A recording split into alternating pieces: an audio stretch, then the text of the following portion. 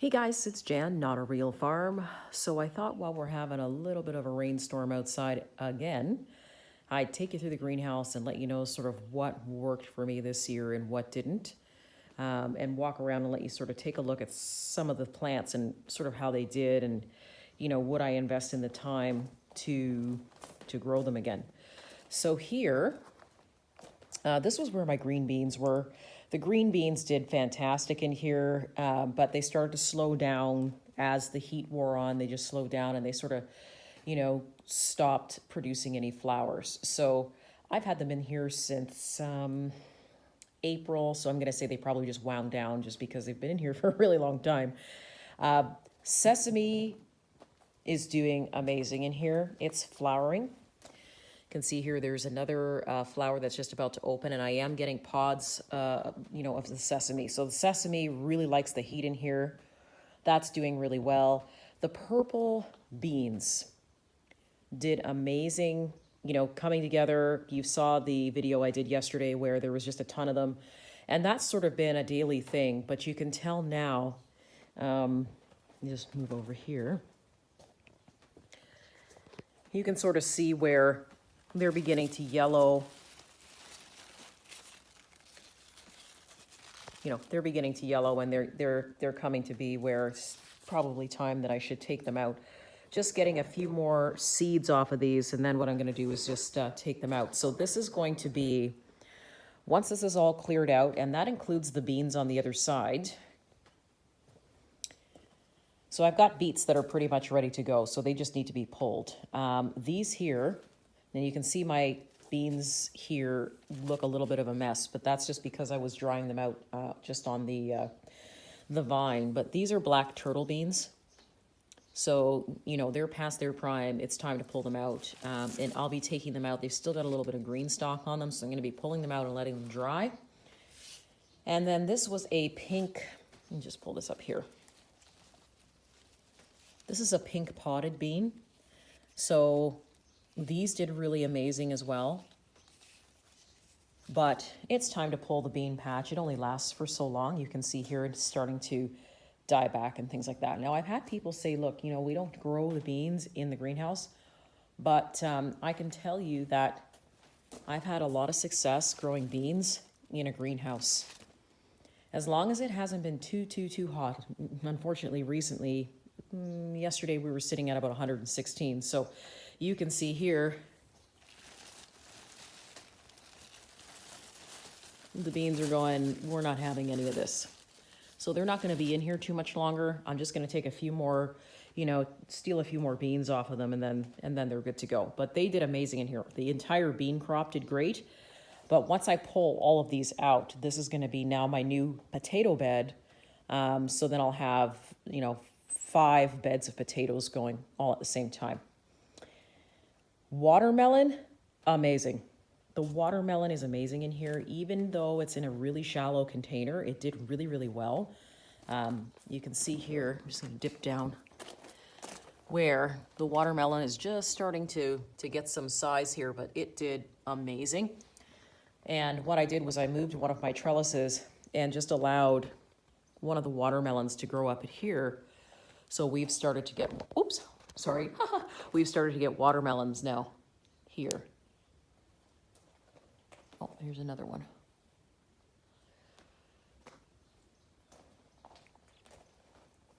I don't really have to speak for the horseradish, guys. It did amazing.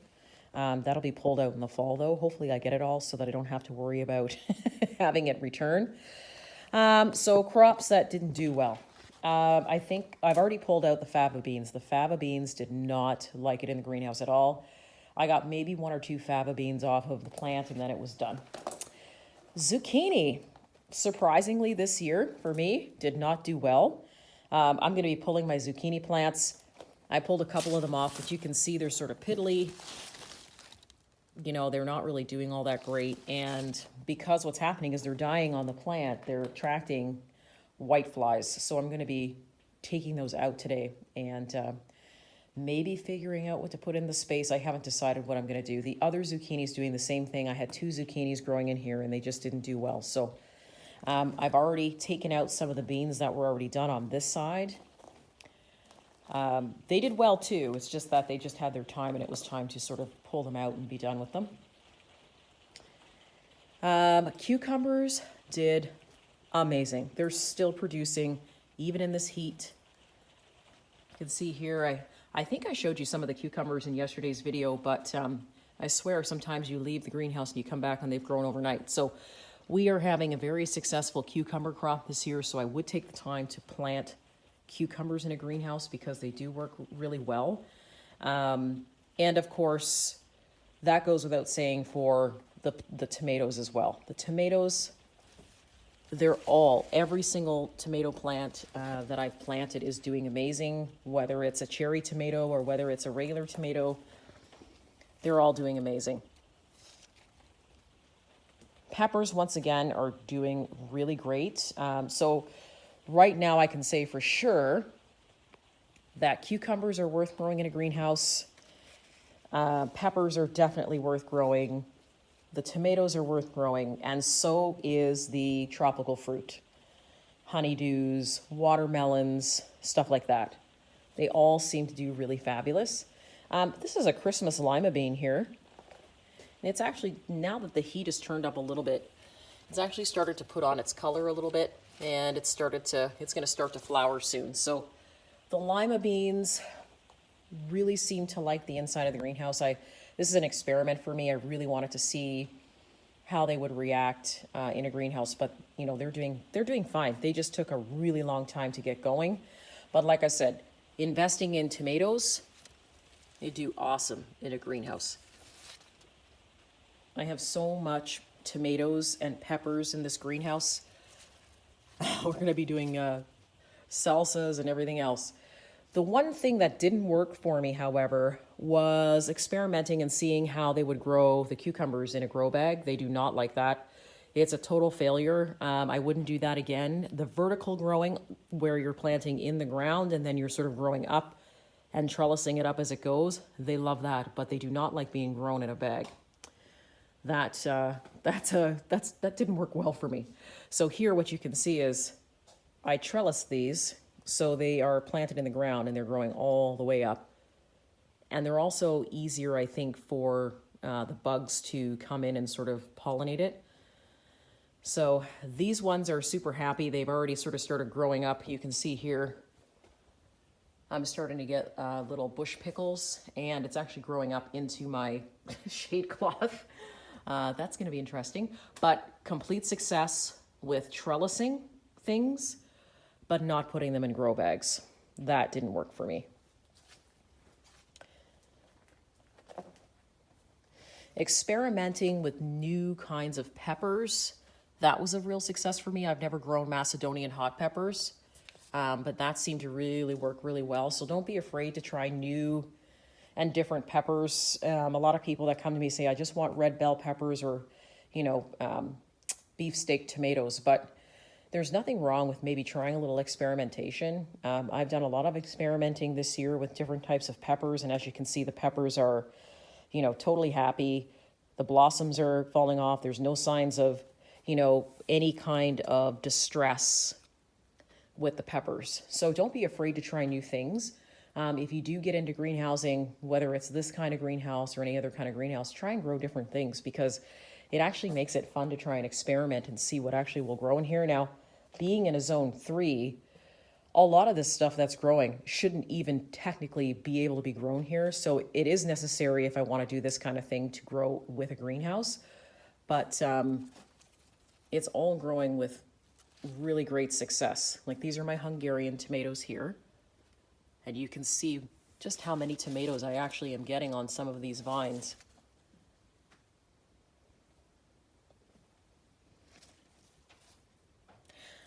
The other surprising thing, soy. So my soy is basically in a percentage right now where it's drying down. So when it's green, you're pretty much sitting at 100% moisture, but now it's on the dry down. So I didn't think it was going to do it because it's so moist in here all the time, but my soy is actually drying down very nicely. And once the green stalk is all done on this, I'll be able just to take the seed and make sure that they're completely dry, but keep them. So Soy was something else too that, you know what, turned out to be a really great experiment that actually worked for me. Let me just get the camera around the other side here. The other surprising thing, and of course I grew these last year, but just in case you're wanting to experiment with it, peanuts do amazing in a greenhouse. Like, you take a look at these peanuts down here, they are all, you know, growing up over the box. They're getting really tall. You're going to wait for them to flower. The flower's going to die down. And we'll be harvesting these probably, like I said, I'm going to say the end of September, October, because they do take a fair amount of time to grow. However, they love the greenhouse. They do amazing. So that is definitely something else that I would invest in if I was looking to grow a different crop in the greenhouse. It's been a success here for me in zone 3, so I suspect that anyone else that has a higher zone than me will do just fine with them. And the other thing that did really well is blackberries. So I have blackberries inside and outside. Both of them survive the winter. However, sometimes what I thought was these blackberries were actually dead, but what they did was they ended up by sending out runners. And this part of the greenhouse, the very front box, is always the driest, like it's always the driest box in here because of the fan that's on this side. It dries the dirt out quite a bit faster than any of the other boxes. So the blackberries seem to like it, however, so they've sent out runners. I ended up with about 8 or 9 new blackberry plants. Even though the primocane from last year looks like it's dead, it ended up by sending out runners. So even though these blackberries are supposed to be grown in a zone 5 or maybe a little even warmer, they actually worked out really well for me, and they're super healthy. Just move some of my stuff out of the way here. I mean, look how beautiful this blackberry cane is. And they're nice and tall, and they're the way that they should be. There's not even any disease on the leaves. There's no stress on the cane. There's not even any spot. No spotting, no black spotting, nothing. So once I'm done picking the tomatoes out of this bed, this front bed is going to be our an entire blackberry crop, because they seem to really, really like it in this front box. So that's what we're gonna do. And the other surprise crop that really likes it in the greenhouse, as long as you're keeping it, you know, moist and, you know, giving it some water a couple times a day if it's really hot out, is tobacco. So I was really surprised. I threw a couple seeds of tobacco in, and surprisingly, it did grow in the greenhouse, even with the hot temperatures, as long as I kept it moist. You can see here, some of them are a little bit smaller. I find sometimes it can be a little bit high maintenance, but for the most part, it did really well. And so it's still growing. It's gotten pretty big, but it did really well in here. So this is kind of like the box that I walk by, and it never really gets any video time. So it's, I always forget to show you guys this, but it did really well. So this is another successful crop that if the soil, see there's my fan here, if the soil was actually more moist here, it would be perfect, because the front box is normally the box that has the most shade. And I found that as long as there was a little bit of shade on these plants, they were fine up here. So another successful crop for sure. Nice big beautiful leaves, no stress.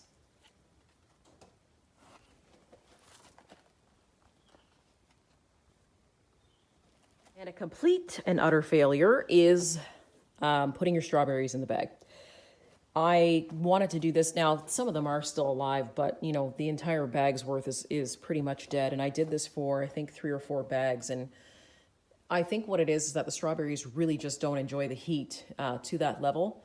So this was not necessarily a success for me, just because I think they do better in the ground than in a bag. So worth investing in if you have, the extra space. Sometimes strawberries frustrate me. I love them, but they frustrate me because they take up so much room, and then you've got the runners to deal with, and then, in the spring, you've got to clean out the bed. So, but a complete failure in a bag. So don't grow any strawberries in a bag. If it worked for you, let me know, but it definitely did not work for me in here, not in the greenhouse. I think it was just too hot. The other successful plant is sweet potatoes. The sweet potatoes, love it in the greenhouse. I know they're a tropical plant, My first time planting sweet potatoes was last year, and you saw the video that I did with the sweet potatoes, and I had a real great sweet potato crop. It's happening again this year. I finally do have enough heat where they're kicking out. This one's funny because it actually grew right through. It grew right through the box. There's actually a I don't know, a space here, and it actually grew through the box. So we've got some really nice, we've got some really nice vines here happening. So sweet potatoes is definitely something that I would continue to grow in a greenhouse. And while we're on this box, this guy's right here, grapes. Look how tall the grapevine is getting. The grapes, love it in here.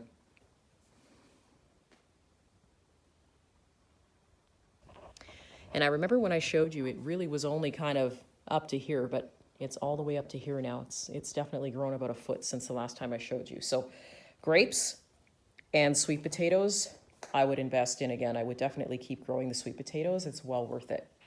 And an accidental plant that I thought was something else, but now I realize that it's a pumpkin.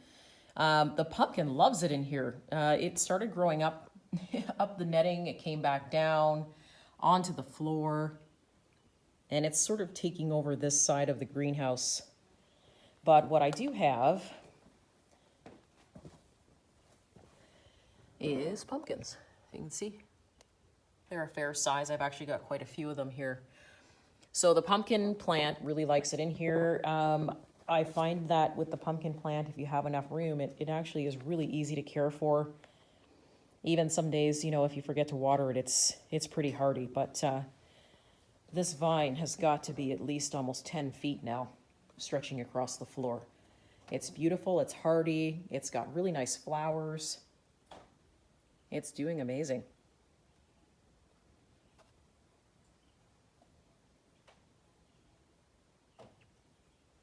And the other failure that happened that I just want to point out is cucumbers on this side again. They just don't like being grown in a bag. So we're going to be taking this down. This was just an experiment, like I said, for the other side. But the cucumbers did not do well in a bag. The other cool plant that I grew that I wasn't really sure was going to grow really well is the Mexican huckleberries. And so you can see, this is really hard to see because I'm on this side of the greenhouse now, but this plant has got to be 4 feet tall, and every one of the branches is full of berries in a very short amount of time. And you can take these berries once they're ripe. Remember I said they have to be really, really dark before you harvest them. Super, super plant. I let Mr. Not a Real Farm try the berries, and he said that it reminded him, just like what I said, it reminded him of a tomato and a grape, the taste. A very sort of like ripe red cherry tomato and a grape, and really awesome, really, and a lasting sweetness on your tongue. So next year, if I want to grow it again, because I do have the seed for it, I will be putting it in a different location. It actually really shocked me how big it got. It's grown to the size of a shrub, so you kind of have to move it out of your way, if you're looking at trying to get around places.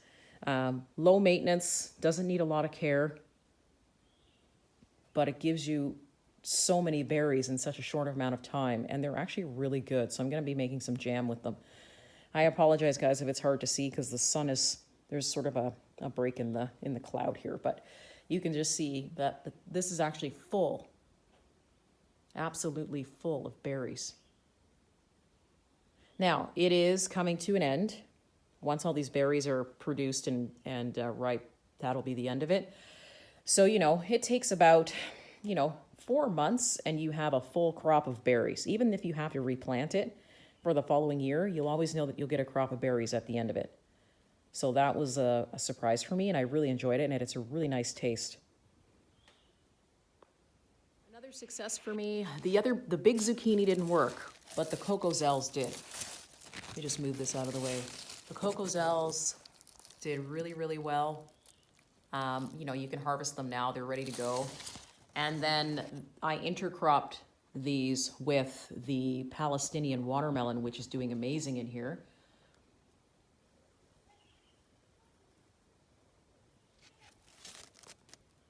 So you can see that. And here is the other side here. You can see that the watermelon has done fantastic. Now, these aren't going to be very big watermelons. They're kind of a single size watermelon, which, hey, you don't have to share. This is good.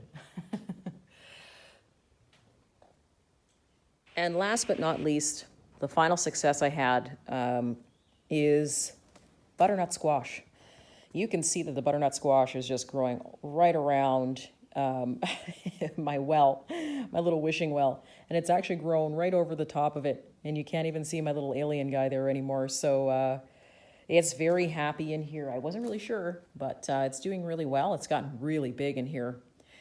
And I think I would grow it again in here, just in a different spot. But so far, so good. Oh yes, I can't forget, I forgot. Corn. So guys, my corn is doing amazing. It's tasseled. I'm just gonna get a little bit closer. And now I have the silks. So it's finally starting to develop the corn. Last year, it wasn't a success, but one of the things that I did learn is that there just wasn't enough wind in here to have it wind pollinated. And so what I would do is I would come in and once you see this, I was giving it a little bit of a shake just to let the seeds loose, and putting an extra fan in here to wind pollinate it. So we'll see. It looks better than the corn I had last year. I didn't have silks last year, but I've got it this year. So that's it, guys. I just wanted to share some of the failures and successes that I've had this year, and a lot of it has been through experimentation. So if you don't experiment and try to grow new things, you're never going to know if it's going to work for you. And I'm the kind of person that doesn't just like to, to grow the old standbys. I like to try new things. And so far, for the most part, a lot of it's worked, which is pretty good for a zone 3. And I think I have one more watermelon on the floor over here. I have to be so careful not to step on some of these things sometimes. Here they are. So that's it, guys. I've got a little bit of sunshine happening now. It's going to start to get really hot. I'm in for 2 inches of rain tomorrow. So it might be just a good day to weed. Just wanted to share my failures and successes with you today so that, maybe give you a little encouragement. Go ahead, try something new, see what you think. And if you have tried something new this year, let me know. Thanks very much for joining me today, guys. If you like the video, give me a thumbs up. And hey, guys, you can always email me at notarealfarm@yahoo.com. See you soon.